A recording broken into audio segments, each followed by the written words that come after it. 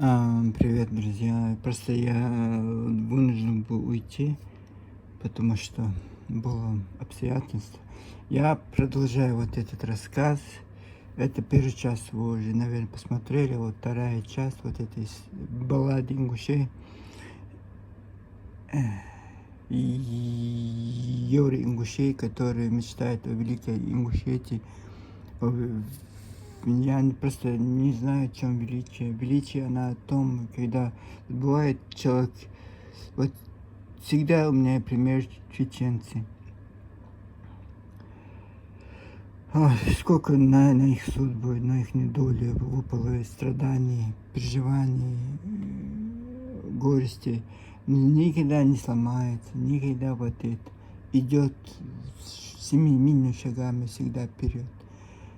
Все у них получается, все у них всегда. Вот бывают и трудные моменты в жизни, но всегда они полон сил, энергии, что-то творить, что-то создавать. Вот знаете, если не было бы этих ингушских притязаний, я даже не могу себе представить, как мы бы относились бы друг к другу.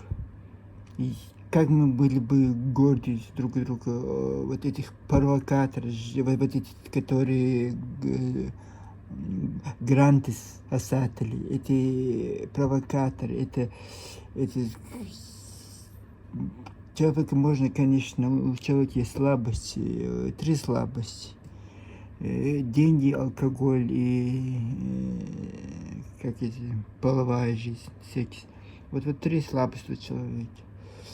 И вот деньги у многих, так как ингуши мусульмане, вот у них как-то остальные как-то отпадают, две вот и другие причины. Вот одна это становится финансы основной причиной, по которой они могут продаваться и покупаться оптом и розницей. Я не говорю о всех. Вот люди есть разные, очень много порядочных, приличных людей. И я не говорю об этой категории, но тех, которые мы видим, вот это, продолжая вот эту историю, вот они не хотят даже, вот этот человек 70 лет, вместо того, чтобы пойти на пенсию, мечеть ходить, молиться там, я не знаю, что там можно уехать с концами с этой Франции. Деньги и так, когда ты пошел на пенсию, многим кажется, да, он там получает большие деньги, поэтому он хочет там жить. Нет, дорогие мои, деньги вот у нас с Конго, с Марокко люди, с Турции люди, вот они ходят на пенсию, все, могут спокойно уехать в свою страну. У нас в Европе нет такого прикрепленной территории. Ты можешь жить в Австралии, это талант. Многие бельгийские, французские, американские пенсионеры живут в этом Бангкоке. Вот эти дома они купили за бесценок и живут в этих квартирах, потому что теплый край, очень все дешево, все услуги.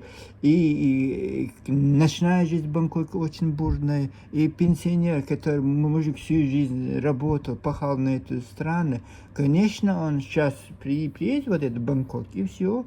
Вот у него пачки этих денег, он разбрасывает эти деньгами, вот как миллионер вот живет на открытую ногу. И вот точно так же вот этот ингуш, который любит это ингушетие всем душой, сердцем, телом, всеми выборами души, мог бы спокойно вышел на пенсию, у него 100% нету своего квартиры, он живет там съемный или городской. И вот это даже городское жилье, скорее всего, от жадности не хочет отпускать. Париж, Ницце, конечно, Азран не Париж, конечно, я могу понять. Но вот если ты такой патриот, вот о чем я хотел сказать. Если ты такой патриот, пожалуйста, можешь уехать обратно в свою Ингушетию. Вот там у тебя будет, понимаешь, какой ты будешь богатый человек. Вот там будешь жить, у тебя, скорее всего, дом, у тебя родительский дом, у тебя, ты не бездомным будешь в своей Ингушетии, у тебя что-то есть там. И даже если нет, можешь за эти деньги купить. в рассрочку. Это 5 лет будешь получать этой пенсии, и 5 лет ты просто не одну квартиру, несколько купишь. Как многие пенсионеры, несколько квартир имеют в вашей Ингушетии. И вот женщина Норвегии 3 квартиры, старуха, пенсионерка, имеет уже 3 квартиры в вашем Ингушетии. И вот такой, даже если подешевле вариант, Карабулаки, там, где-то там еще, там можешь подешевле, если магаз у тебя нет денег. Ну, вот такое. Нет, вот будет патриотом Ингушетии, в чатах этих будет на чеченцев клеймо ставит, оскорблять чеченцев, и вот заступаться за своих ингушей. И вместо того, вот порядочность ушла у Войнаху, у чеченцев она еще присутствует, у ингушей вот оно просто она растворилась, потому что никогда не было. Казалось, что они такие же, как мы, чеченцы, просто они с нами жили, 60-70 лет прожили с нами, и вот это не было видно. Вот сейчас они ушли, вот как за стеклом мы наблюдаем за ними, вот видно все, вот сразу бросается.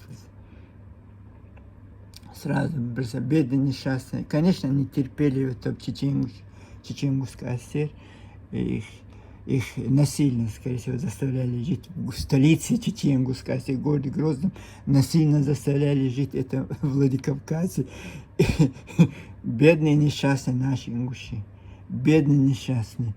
Насильно их супермаркеты, там красивая жизнь, даже киноленты тех лет, Азрани, вот это все в Грозном. Есть киноленты, как эти ингуши красиво одеты, прическа, с детьми гуляют по улицам, переулкам, по бульварам, набережным города Грозного. И, конечно, сейчас это, скорее всего, эти мужчины их угнетает, у них стрессовая ситуация, и всю эту свою злость а чеченцы на осетины уже боятся, русские-то тем более, они им доступны. И кому еще? Кого послать? Это тут рядом чеченцы, такие добрые, такие хорошие, такие пушистые. Мы их будем гнобить. Представляете? Если у вас было бы больше, чем мы, если вы были бы каким-то великой нацией, что с нами, бедными чеченцами, происходило бы? Нам мало этих русских, еще не хватает вас. Вот эти дагестанцы тоже, это аварцы.